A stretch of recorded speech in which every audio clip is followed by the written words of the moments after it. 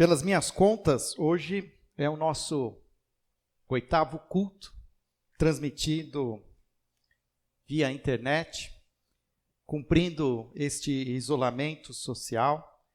Então, fechamos agora 8 semanas em que estamos distantes, em que não podemos nos ver. Hoje mesmo passei na casa de uma querida irmã que pediu para que eu trouxesse itens da cesta básica, e era meu caminho, e passei por lá e peguei os itens e pude vê-la, olhá-la nos seus olhos e perceber a vontade que ela tinha de poder estar aqui hoje reunida, juntos, abraçando, podermos nos sentir, mas também é um momento em que Deus tem nos dado a oportunidade para repensar o que nós somos como igreja. Muitas vezes é perigoso os nossos ajuntamentos, porque nós achamos que a igreja é esse ajuntamento, é esse momento que nós temos aos domingos, onde podemos nos ver, onde dizemos, inclusive, vamos na igreja, hoje tem culto, e, na verdade, eu tenho entendido que estes momentos que estamos vivendo têm nos ajudado a nos ajudar a discernir o que significa ser igreja.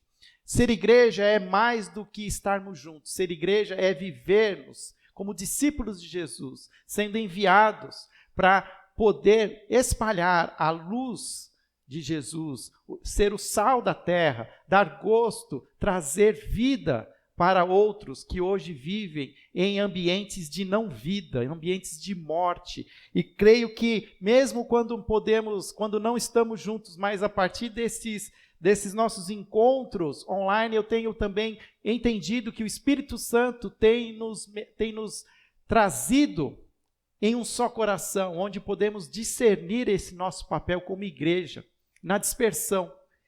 Em momentos da história, a igreja esteve muito unida, mas também teve momentos em que ela teve que se dispersar, ela se espalhou. E é interessante que ao se espalhar foi quando o evangelho foi mais divulgado, foi transmitido, e nós temos esse chamado.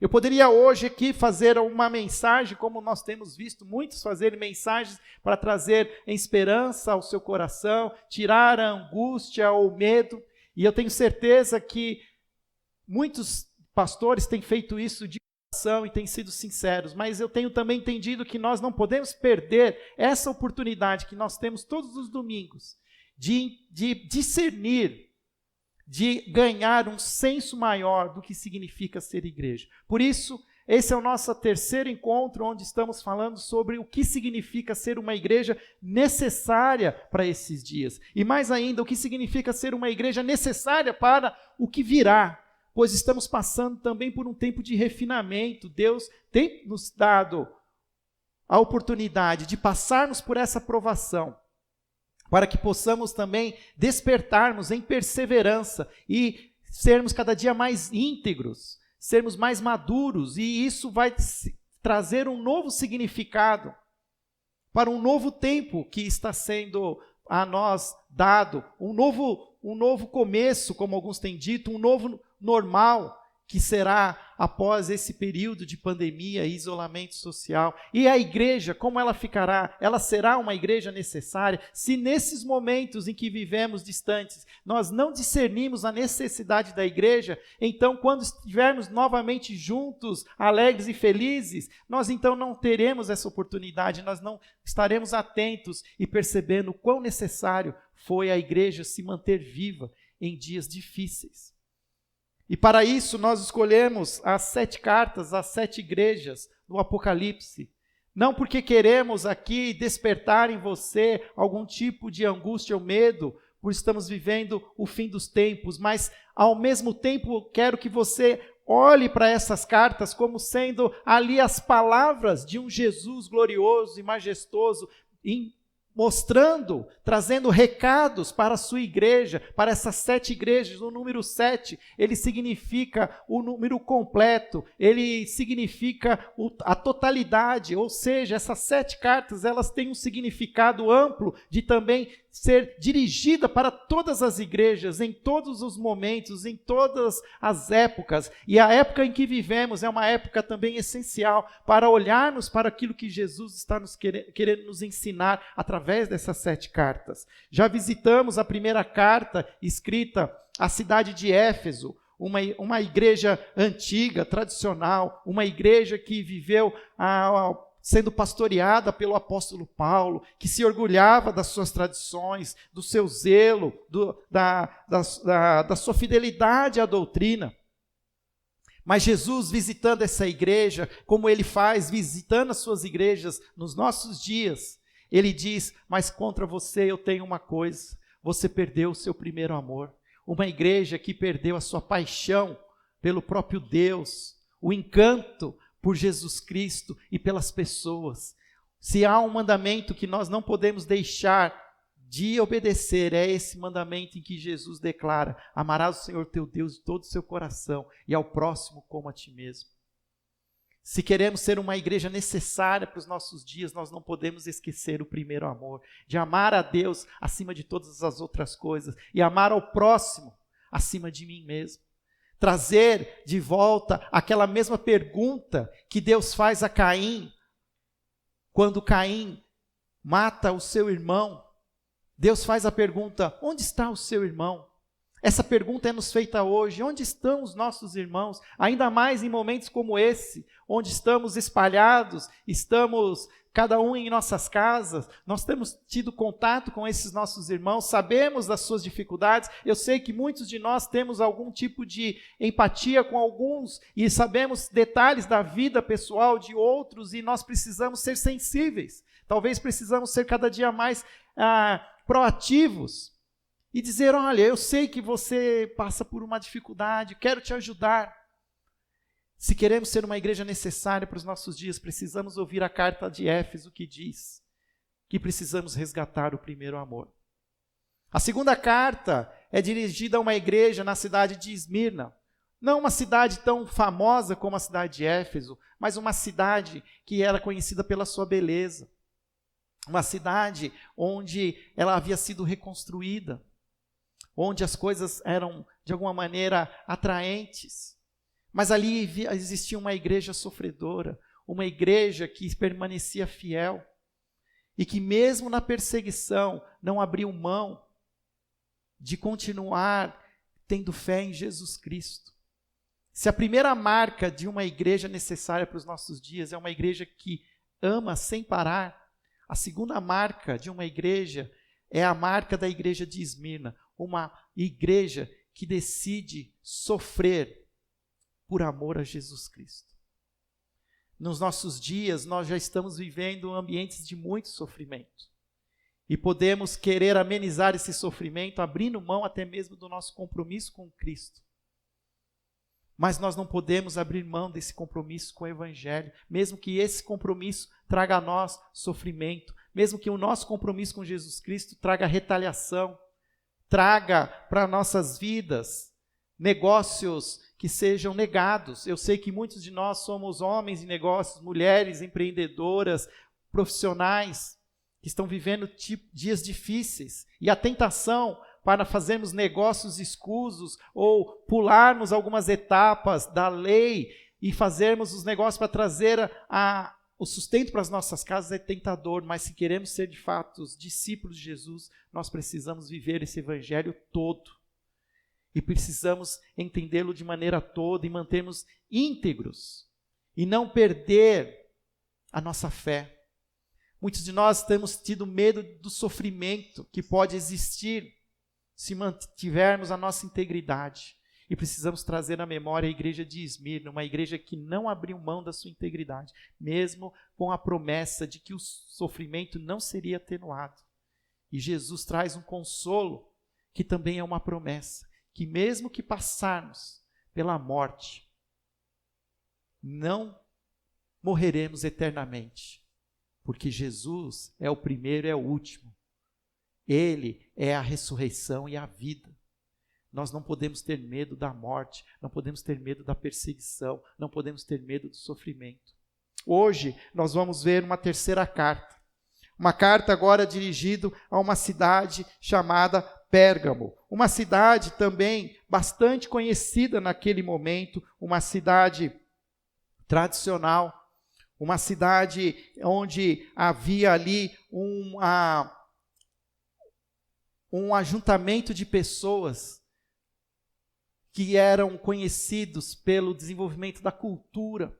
A própria cidade, por ter esse nome Pérgamo, muitos historiadores trazem também ali a origem do pergaminho, que o pergaminho foi desenvolvido como uma mídia, como uma forma de papel, onde pudesse ser escrito e transcrito muitos dos conhecimentos. Em Pérgamo existia, para que você tenha mais conhecimento da realidade do contexto, a segunda mais importante biblioteca da época.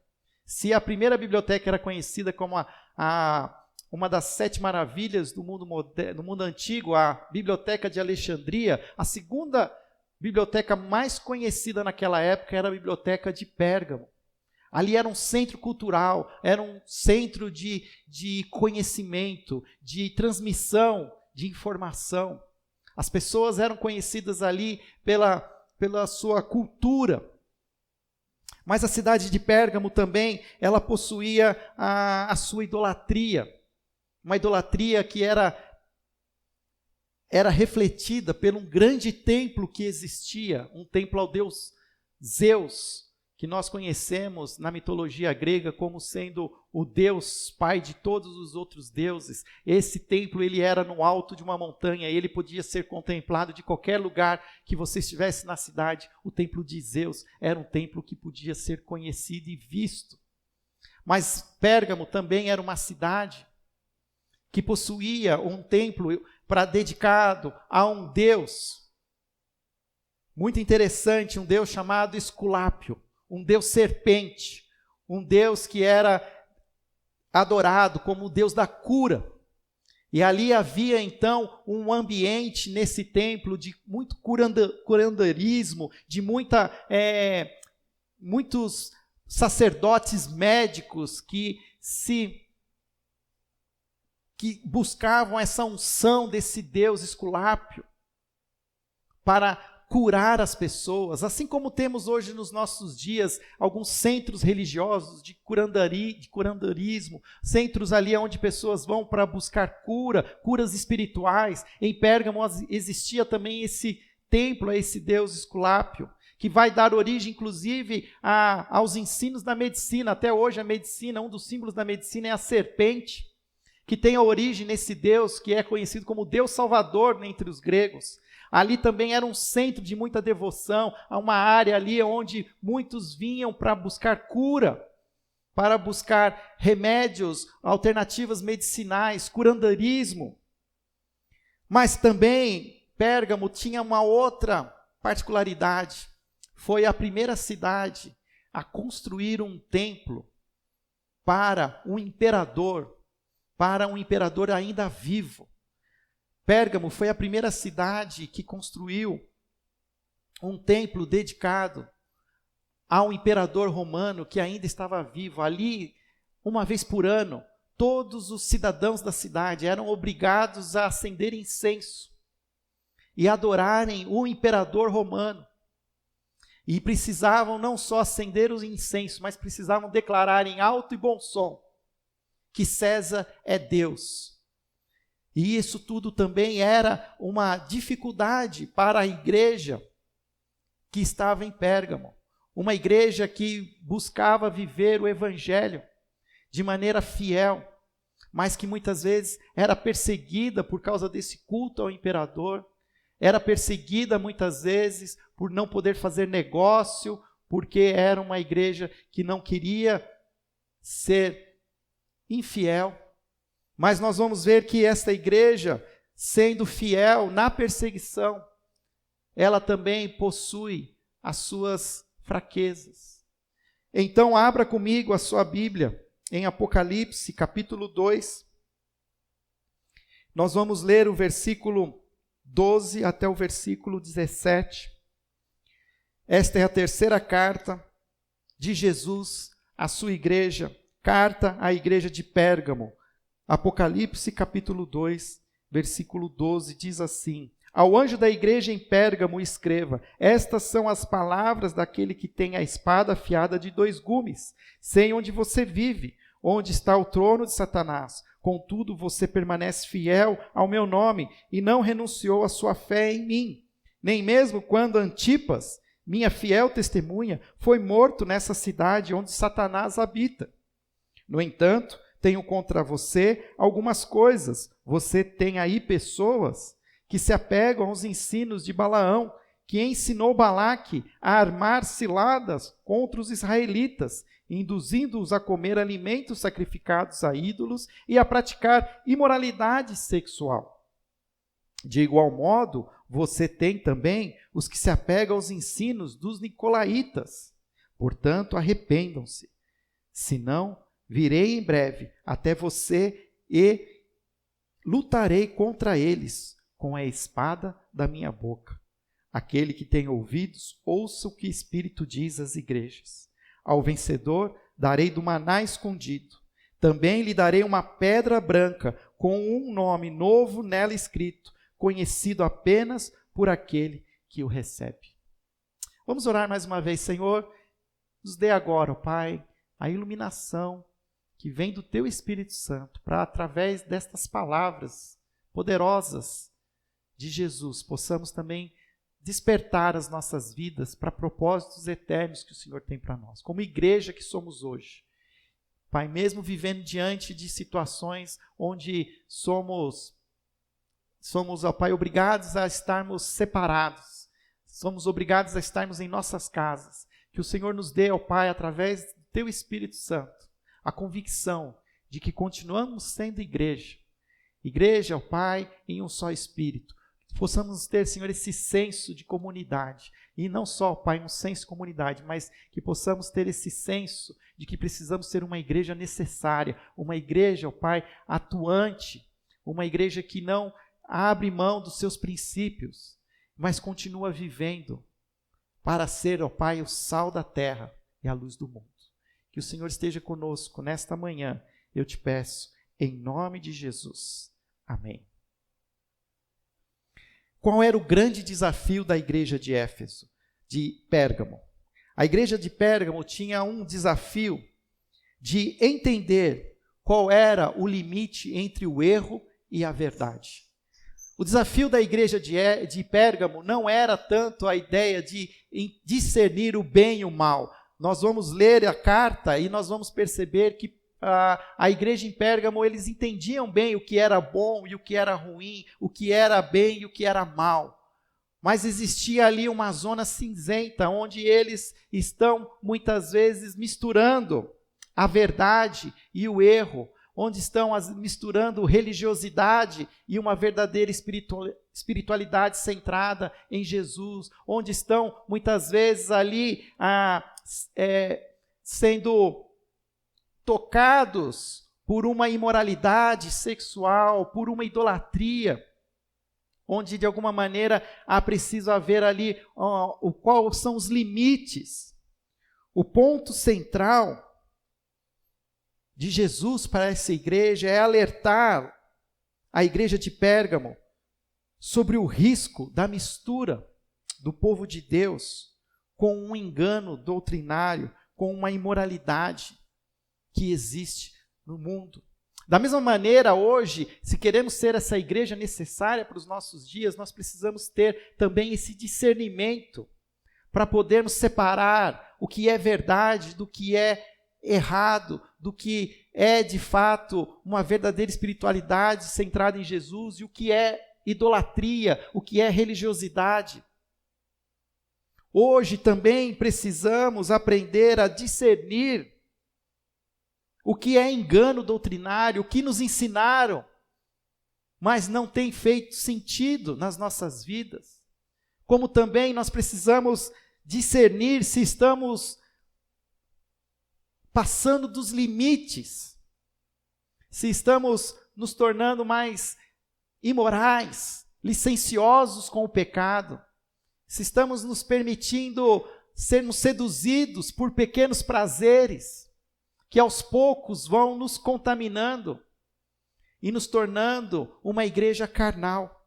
É interessante que, da mesma maneira que Jesus aqui fala para a igreja em Pérgamo, Paulo, de uma maneira com outras palavras, mas com o mesmo objetivo, Paulo também confronta a igreja que existia em Corinto. Quando em 1 Coríntios ele diz, eu gostaria de trazer uma palavra para a igreja, como membros de uma igreja espirituais, mas ainda preciso tratar vocês como carnais.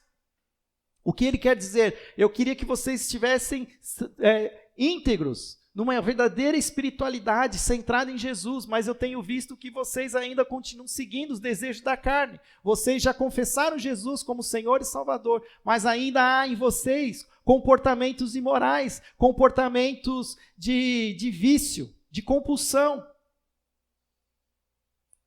E da mesma maneira, Pérgamo é uma igreja em que Jesus a confronta pela sua carnalidade. Se a igreja de Éfeso é uma igreja que é elogiada pela sua fidelidade, pelo seu zelo, pela sua prática verdadeira de uma espiritualidade doutrinária, a igreja de Pérgamo não tem esse mesmo zelo. O pecado da igreja de Pérgamo é justamente o elogio que Jesus faz à igreja em Éfeso. Pérgamo era essa cidade eclética, de espírito aberto, com liberdade religiosa, desde que você incluísse na sua prática religiosa o culto ao imperador. E é interessante que Satanás, ele promove a perseguição da igreja. A igreja é perseguida, a igreja ela não deixa de confessar Jesus como seu Senhor e Salvador. E aqui é esse detalhe que nós não podemos deixar passar. A igreja ela é perseguida pela sua fé em Jesus. E existe até nome para um mártir. Ele diz lá que no versículo 2, sei onde você vive, onde está o trono de Satanás, contudo você permanece fiel ao meu nome, e não renunciou à sua fé em mim, nem mesmo quando Antipas, minha fiel testemunha, foi morto nessa cidade onde Satanás habita.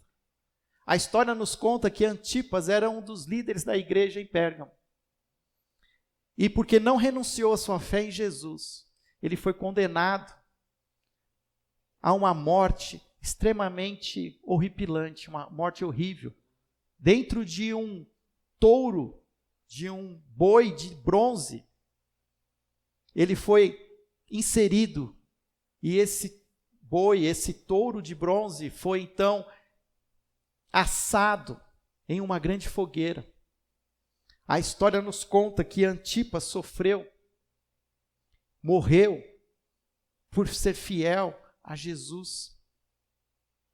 E Jesus, ele vê a igreja sendo fiel.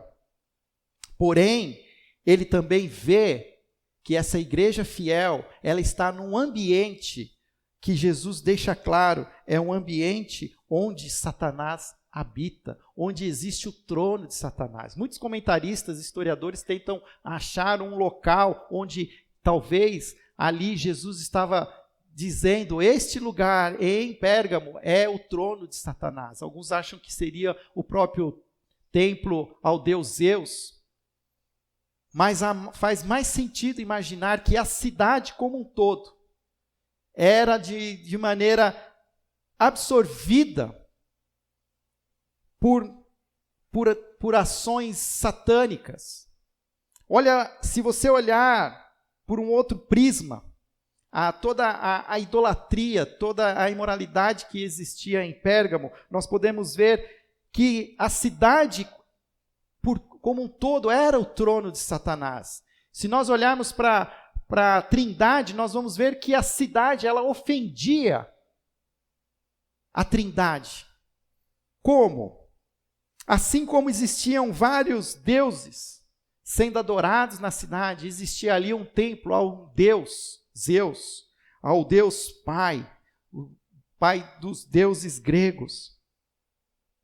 E esse templo, ele atentava contra o nosso único Deus, o Deus Criador. Ali havia uma insolente mensagem que desprestigiava quem é Deus de fato. Também pessoas naquela cidade procuravam a cura pelo poder da serpente, pelo poder do deus Esculápio, o Deus que eles consideravam Salvador. Entendiam que naquele templo existia poder para a cura, e isso atenta contra o Espírito Santo de Deus, aquele que tem poder para trazer a cura, para nos confrontar, não só das nossas mazelas espirituais, físicas, mas também nos confrontar e fazer nos despertar contra as nossas próprias mazelas espirituais. Em Pérgamo também havia o culto ao imperador vivo. E isso atenta contra a pessoa de Cristo, o único Deus vivo e Senhor acima de todos. Se há alguém ou majestade que precisa ser cultuada, essa majestade é Jesus Cristo. Assim, a cidade de Pérgamo era esse trono de Satanás, que atentava contra Deus Pai, Deus Filho e Deus Espírito Santo. Mas a perseguição de Satanás contra esses cristãos da cidade de Pérgamo não funcionou. Antipas, mesmo sendo ali morto de maneira tão horripilante, a igreja se permanece fiel e Jesus atesta a fidelidade. Então Satanás, ele promove um outro caminho. Se a perseguição não teve sucesso, então Satanás usa a sedução. E o que nós entendemos isso? O versículo 14 deixa claro, Jesus diz assim: no entanto, tenho contra você algumas coisas. Você tem aí pessoas que se apegam aos ensinos de Balaão, que ensinou Balaque a armar ciladas contra os israelitas, induzindo-os a comer alimentos sacrificados a ídolos e a prática de imoralidade sexual. Aí nós vamos revisitar aonde está na Bíblia a referência a Balaque e a Balaão. E nós encontramos o texto no Velho Testamento, em Números, capítulo 24. O povo de Israel estava sendo dirigido por Moisés para a terra prometida. E enquanto eles passavam por alguns povos, Deus dava a eles permissão para eles conquistarem aqueles povos e tomarem posse daqueles povos, povos pagãos, povos imorais, povos sem nenhum senso de humanidade. E esse povo chega até a região de Moabe. O povo de Israel chega na região de Moabe. E quem era o rei ali na região de Moabe? Era o rei Balaque. E Balaque, temendo pelo seu reino, pela sua vida, e pelo evidente poder de Deus sobre o povo de Israel, Balaque chama um profeta chamado Balaão. Pede que Balaão amaldiçoe o povo de Israel, que faça com que as forças que talvez não haviam ali discernimento, mas forças ocultas, forças diabólicas, pudessem de alguma maneira minar a força do povo de Israel, não permitindo que eles pudessem vir a subjugar a Moabe. E você lendo a história, o capítulo 24 de Números diz que por várias vezes Balaão tentou profetizar maldições contra Israel, mas Deus o impedia e da sua boca saía verdadeiras profecias de vitória de Israel. A ponto que Balaão dizia para Balaque: olha, não tem como, esse Deus, o Deus desses israelitas, é um Deus acima de todos os outros deuses, não tem nem nada, não tem como invocar nenhum Deus que possa ter força suficiente contra a força do povo de Israel.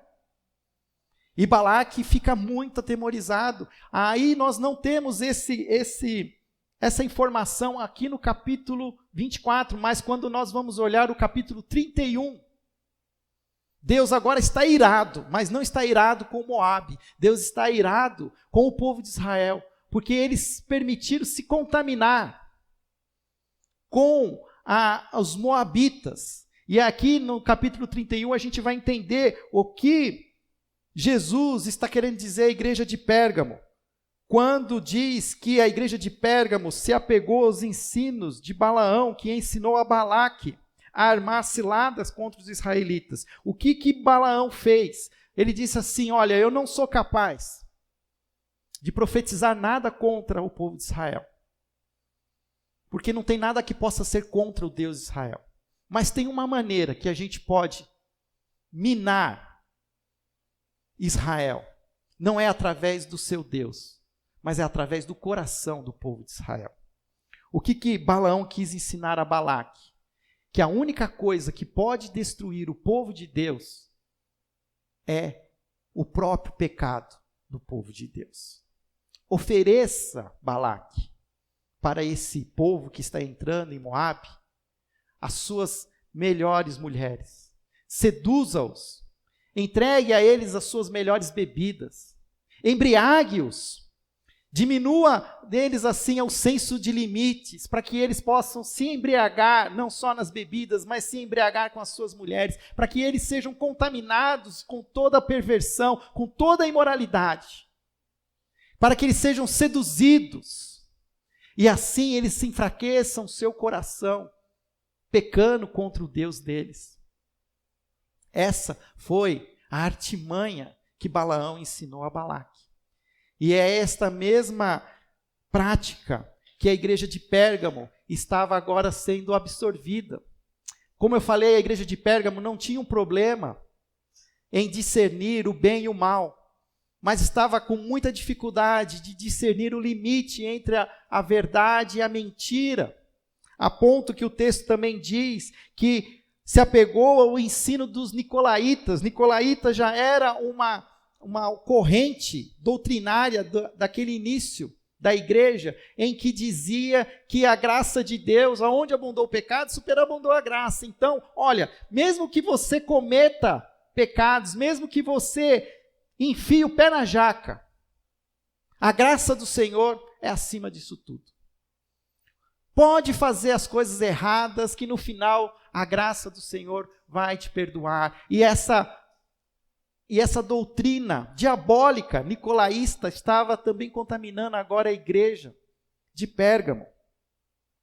E a igreja de Pérgamo estava abrindo mão, não da sua fidelidade a Deus, mas estava abrindo mão da sua vida de fidelidade a Deus. O que essa igreja de Pérgamo vai nos ensinar? Ela nos ensina, queridos, que se queremos ser uma igreja necessária para os nossos dias, nós precisamos ser uma igreja apegada à verdade, apegada não só a conhecer a verdade, mas também de viver essa verdade todos os dias. Fábio, como é que eu vou saber a verdade? Qual é de fato a verdadeira verdade? O que o texto vai nos ajudar nesse sentido é a própria maneira como Jesus se revela a essa igreja. Toda vez que Jesus se revela a essas igrejas, Jesus se revela de uma maneira diferente, de uma maneira muito particular, de uma maneira que faça muito sentido. Da mesma forma, hoje, se nós queremos ter a nossa visão de igreja renovada, nós precisamos ter uma visão renovada de quem é Jesus. Nós precisamos voltar os nossos olhos para os céus, nós precisamos enxergar quem é o nosso Deus. E Jesus aqui se revela à igreja de Pérgamo, quando ele diz: estas são as palavras daquele que tem a espada afiada de 2 gumes. O que Jesus está querendo dizer? Que da sua boca sai uma espada de 2 gumes, que as palavras de Jesus é como essa espada de 2 gumes. Para mim isso é muito sugestivo, porque eu posso voltar e ler o texto de Hebreus capítulo 4, versículo 12, que diz: pois a palavra de Deus é viva e eficaz, é mais afiada que qualquer espada de 2 gumes, ela penetra até o ponto de dividir a alma e o espírito, juntas e medulas, e julga os pensamentos e as intenções do coração. Qual é a melhor maneira de nós discernirmos o que é verdade? De quando estamos num ambiente duvidoso, um ambiente impregnado por várias doutrinas, por várias mensagens que vão nos dando uma certa liberalidade, um sincretismo religioso. A melhor maneira é se voltar para a palavra de Deus. A palavra de Deus é essa espada de dois gumes, que é capaz de entrar num ambiente duvidoso e separar o que é verdade do que é mentira, de entrar num ambiente cinza e separar o que é branco do que é preto. Capaz de dividir e discernir, como o texto de Hebreus diz, julgando os nossos pensamentos e as nossas intenções do nosso coração. O fato que talvez o grande desafio que nós temos na nossa vida cristã, nos nossos dias, é permitir que um poder superior assuma o controle das nossas intenções. Nós temos muita dificuldade de entregar o controle da nossa vida, entregar as nossas vontades, para que um poder superior a nós diga o que nós temos que fazer. E o que Jesus está nos mostrando é que nós precisamos entregar a nossa vontade ao que está descrito na sua palavra. Que a palavra de Deus, ela é a fonte de discernimento. Durante a semana passada, nos devocionais que eu fiz com vocês, pelo WhatsApp, trabalhei muito a ideia da sabedoria, como essa fonte, essa habilidade de saber viver, e aonde nós vamos adquirir a sabedoria? Pela oração, mas também pela leitura da palavra de Deus, porque a palavra de Deus é essa espada, que é capaz de ajudar-nos a discernir esse ambiente, muitas vezes venenoso, que vai nos envenenando aos poucos. E quando percebemos, estamos muito distante daquilo que Deus gostaria que fôssemos. Precisamos entender que vivemos num ambiente semelhante ao ambiente de Pérgamo, um ambiente de muita idolatria, um ambiente de muito conhecimento, ambiente onde nós temos assim privilégios culturais, de podermos vivenciar, absorver e prestigiar muitas coisas que nos são oferecidas.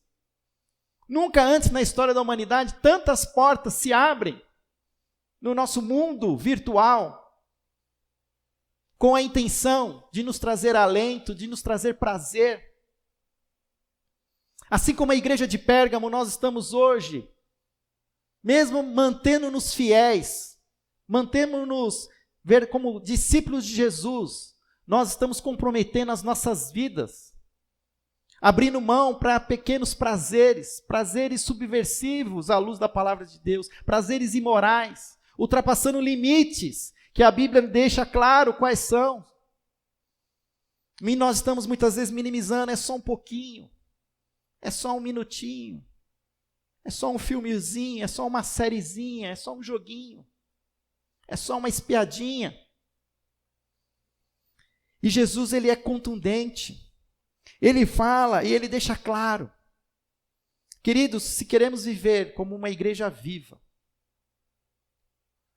à luz dos nossos dias, nós precisamos aprender algumas lições.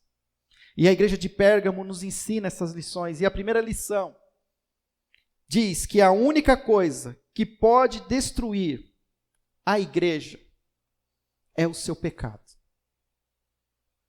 Quando nós abrimos mão de uma vida íntegra, alinhada com os princípios bíblicos, nós estamos dando uma brecha para que o inimigo, ele mine as nossas vidas e nos gere em nós dor, gere em nós atitudes imorais, gere em nós um desejo por prazeres que não são os prazeres que Deus prometeu para nós. O fato é que você pode ser uma pessoa fiel a Jesus. Você pode dizer que declara-se um discípulo de Jesus, um filho amado de Deus, salvo em Cristo Jesus. Mas mesmo assim, você pode estar comprometendo a sua fé, vivendo uma vida prática, muito longe do que a Bíblia deseja que seja a sua vida com Deus. E tem sido uma vida carnal, como Paulo diz em 1 Coríntios. Gostaria de falar como espirituais, mas tenho que tratar como carnais. E essa carnalidade, ela é usada por Satanás, nos seduzindo. Quando vencemos a perseguição, Satanás, ele nos mostra a sedução. Você pode ser um verdadeiro cristão, mas ter uma falsa vida cristã. Quem garante que as nossas vidas, elas estão refletindo aquilo que a gente fala? Por isso eu tenho muita crítica e muitas vezes eu tenho muitas reservas para pessoas que falam muito, que se divulgam, dizendo que tem um compromisso com Deus, tem um compromisso com o cristianismo. Mas as suas vidas, os bastidores, a vida domiciliar, é uma vida onde esse testemunho falado não faz sentido. É dito e é sabido que agora, nesse tempo de isolamento, o consumo de álcool nas casas, nas nossas famílias, aumentou 38%. E eu tenho ideia que muitos de nós, mesmo confessando a Jesus como Senhor e Salvador, dizendo que todo o nosso prazer e consolo está em Jesus, nós ainda estamos buscando consolo em outras portas. Em portas de drogas, às vezes lícitas e até mesmo ilícitas. Nós precisamos aprender com a igreja de Pérgamo que a única coisa que destrói a igreja é o seu pecado. E a diferença entre uma verdadeira vida cristã de uma falsa vida cristã são os seus tipos de prazeres. Talvez você nunca tinha pensado sobre isso, mas a carta à igreja de Pérgamo, ela sugere isso, que nós precisamos revisar quais são as nossas fontes de prazer, porque pode ser que a minha fonte de prazer não é a fonte que Deus deseja aonde eu tenha prazer, porque o prazer, essa busca por esse contentamento, por essa êxtase, ela é legítima, ela é natural, ela é humana, faz parte do nosso ser, mas nós precisamos aprender a buscar esse prazer, essa êxtase, num ambiente propício, num ambiente fundamentado pela palavra de Deus, e não por aquilo que talvez alguns falsos profetas, alguns líderes das nossas próprias igrejas, e até mesmo eu posso estar até te induzindo a um erro. Por isso que nós precisamos confiar nas Escrituras, precisamos colocar tudo aquilo que é falado, ensinado, à luz das Escrituras, porque eu posso estar de alguma maneira induzindo você ao erro. E a diferença entre a verdadeira vida cristã e a falsa é o tipo de prazer. E olha o que ele fala, Jesus fala. O que nós precisamos fazer? Precisamos nos arrepender. Assim como a igreja de Éfeso, agora também a igreja de Pérgamo precisa se arrepender. Arrependa-se desses maus caminhos. Arrependa-se dessas aberturas, dessas brechas que você está dando. Mesmo que os outros estão dizendo que não é nada, que é só um pouquinho, que diferença faz? Isso não muda quem você é. Isso garante que você ainda vai para o céu. Isso são mensagens diabólicas, são mensagens satânicas. Jesus nos deseja por inteiro. E ele diz: aquele que tem ouvidos, ouça. Ou toda vez que ele fala aquele que tem ouvidos, ouça, é a mesma coisa que dizer aquele que está ouvindo o que eu estou dizendo, obedeça. Ouça, ó Israel, ouça, ó igreja de Pérgamo, ouça, ó primeira igreja batista de Campinas. O que o Espírito diz às igrejas. Ao vencedor, darei um maná escondido. Também lhe darei uma pedra branca com um novo nome, nela escrito, conhecido apenas por aquele que o recebe. O que Jesus quer dizer com esse maná escondido? Durante o tempo do povo no deserto, o povo de Israel, no Velho Testamento, ao sair do Egito, é sustentado por um maná vindo do céu, por um pão celestial, um cereal do céu. E o que Deus está falando, que Jesus nos diz aqui, é que Ele quer oferecer, Ele quer continuar oferecendo para você esse maná celestial, algo que te traga prazer, que te traga a êxtase que o seu coração procura. Mas que para isso você precisa ajustar. Você precisa olhar para as Escrituras e buscar verdadeiras fontes de prazer espirituais. Que você encontre esse maná escondido nas Escrituras, na comunhão com verdadeiros crentes em Cristo Jesus. Quantas vezes nós nos encontramos com pessoas tão sábias e tão cheias do Espírito Santo e nós saímos das nossas conversas de uma maneira tão satisfeitos, tão felizes. Porque são esses prazeres que Deus deseja que nós busquemos. Não os prazeres da nossa carne. E Ele diz mais: ao vencedor eu darei ainda uma pedra branca com um nome nela escrito. Aqui existem duas maneiras de entender, e que talvez elas possam ser complementares. Era costume, naquela época, as pessoas, um réu, ao ser julgadas, um culpado ou inocente, ao ser inocentadas, elas recebiam uma pedra branca. E essa pedra era um símbolo da sua inocência. E que se ela estivesse na rua depois e alguém a acusasse daquilo que ela não fez, ela mostrava a pedra e disse assim: eu já fui julgado e sou inocente. Há também uma outra significado que alguns comentaristas também trazem, que essa pedra branca também tinha um costume de que convites para grandes festas, para grandes celebrações, eram entregues em pedra. Como não existia ainda as mídias, papéis assim, de uma maneira, eram esculpidas numa pedra e você recebia aquilo como foi num voucher, um ticket, que te dava o direito a entrar naquele banquete.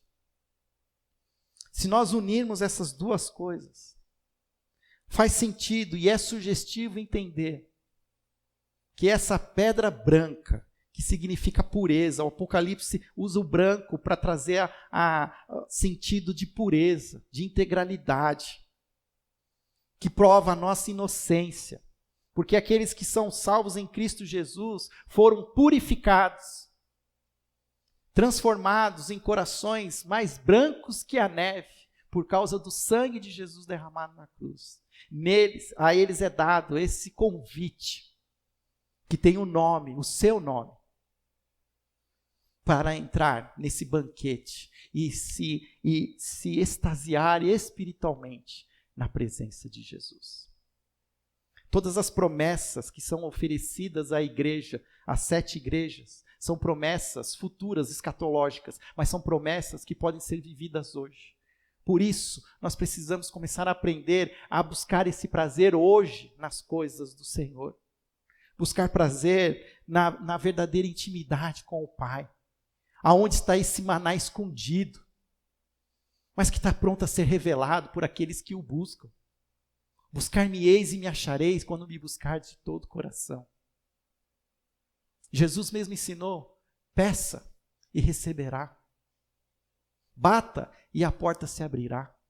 Procure e você encontrará. O fato é que quem procura acha. E nós estamos procurando as coisas do inimigo, nós estamos procurando coisas satânicas, nós estamos procurando por coisas que estão nos trazendo prazer, mas prazeres diabólicos, que estão fazendo com que o nosso coração se torne um coração sujo. E Deus, com a sua santidade, Ele não tem comunhão com o nosso pecado. Se há uma maneira de nós nos distanciarmos de Deus, não é porque Deus se distanciou de nós, mas é porque nós nos distanciamos com o nosso pecado. João capítulo 10, Jesus revela aos seus discípulos que o Pai entregou os seus filhos nas mãos de Jesus. Jesus não quer perder ninguém das suas mãos. Todos estão em suas mãos e Jesus não perde. Jesus não permite que nenhum seja perdido. Mas existe uma maneira de você sair das mãos de Jesus. É quando você escolhe o pecado. Quando você escolhe uma outra fonte de prazer que não é a própria pessoa de Cristo. Então não é Jesus que perde você da mão, mas é você que salta da mão de Jesus. Por isso faz sentido quando o filho mais novo deseja viver a sua vida à luz daquilo que ele quiser, ele sai da casa do Pai. Que nós possamos entender, meus queridos, que precisamos fundamentar a nossa fé na verdade que existe na palavra de Jesus, na palavra de Deus exposta na Bíblia. Vivemos momentos, dias relativistas, onde se relativiza a Bíblia, onde nós encontramos argumentos que venham ao encontro daquilo que nós desejamos. E nós precisamos fazer um caminho contrário. Nós precisamos primeiro procurar a palavra de Deus, essa espada de 2 gumes, e permitir que ela nos corte, corpo e alma, discirna as intenções do nosso coração, separando o que é bom e o que é ruim.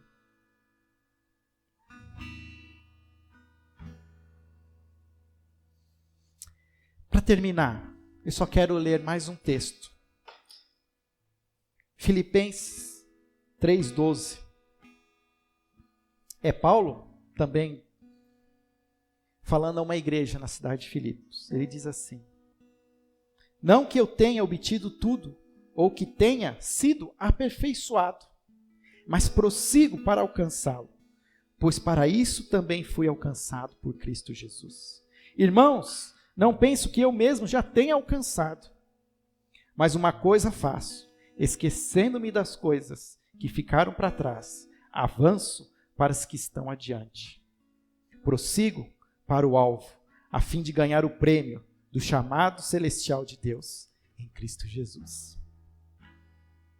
Que essa seja a nossa esperança. Que possamos deixar para trás as coisas que nos amarram, as coisas que nos seduzem, por mais prazer que elas nos tragam. Essas coisas não têm valor para o caminho que nos é proposto em Cristo Jesus. Como igreja, nós podemos aproveitar esse tempo para nos arrepender dos nossos maus comportamentos, dos nossos maus hábitos, dos nossos vícios secretos, e colocando todo o nosso prazer na presença de Jesus. Assim como o apóstolo Paulo diz, não porque eu já sou aperfeiçoado, mas porque eu sigo esse caminho, buscando a perfeição em Cristo Jesus. Obrigado, Pai, pela Tua palavra, pela profundidade da voz de Jesus, que possamos permitir, ó Pai, que ela nos confronte, que ela toque em nossas vidas, em nossos corações, nas nossas mentes, ó Pai, na nossa boca. Perdoe, meu Pai, pela minha boca, pela imoralidade, que muitas vezes eu permito ser consumida pelos meus olhos, buscando prazeres, mas que eu possa, Pai, permitir que Teu Espírito Santo, o verdadeiro poder de Deus, cure o meu coração, e que eu possa buscar fontes de água viva em Cristo Jesus, e em Jesus me satisfazer, enchendo meu coração das coisas do Pai. Essa é a minha oração, em nome de Jesus. Amém. Não deixe que esse isolamento que machuca o nosso coração, nos deixa enfraquecidos, seja uma porta da entrada de Satanás na sua vida, uma porta de entrada do mal na vida da sua família, mas que você feche essas portas em nome de Jesus. Busque novas portas, busque esse maná escondido que Jesus tem a oferecer para todos aqueles que o buscam de todo o coração. Se você precisar de estar falando, conversando, nós, pastores, nós estamos à disposição, mesmo através das ferramentas digitais. Há várias maneiras de podermos compartilhar, de conversar. Então, nos procure, fale conosco. Nós teremos prazer em ouvir, orar com você e, se o Espírito nos permitir, ajudá-lo, dando caminhos saudáveis para uma vida que reflita de fato a fé que nós temos em Jesus Cristo.